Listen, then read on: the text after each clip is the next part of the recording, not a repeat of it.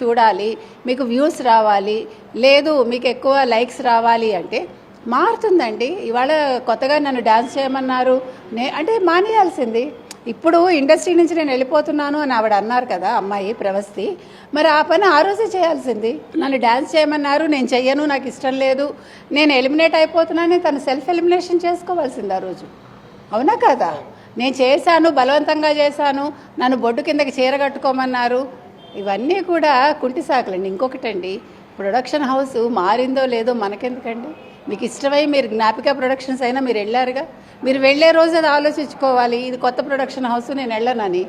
వెళ్ళాక నేను గొంగట్లో తింటూ వెంట్రుకలు ఏరుతానంటే అది పద్ధతి కాదు. అయినా అంత చిన్న పిల్ల చాలా మెచ్యూర్డ్గా మాట్లాడుతున్నాను అనుకుని వీళ్ళందరి మీద నిందలేయటం అనేది మాత్రం చాలా అసమంజసంగా అనిపించింది నాకైతే. అమ్మాయి వెనకాల ఎవరో ఉండి మాట్లాడిస్తున్నారు, ఇది మంచి పద్ధతి కాదండి. అమ్మాయికి ఇష్టం లేకపోతే చేయటం మానేసి, ఎవరు బలవంతం చేయరు. నేను ఎక్స్పోజ్ చేయను అంటే okay, it's well and good, ఎవడు కాదని అండు. నన్ను ఎక్స్పోజ్ చేయమన్నారు కాబట్టి నేను వెళ్ళిపోతున్నానని చెప్పాలి ఆవిడ.